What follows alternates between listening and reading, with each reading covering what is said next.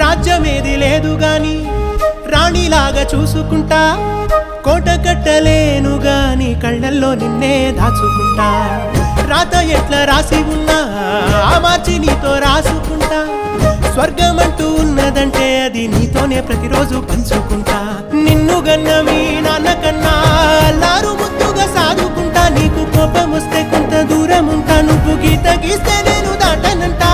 కంట నీరు కంటి రెప్ప దాటకుండా కాటుకై కావలుంటా. రాంబాయి నీ మీద నాకు మనసాయనే.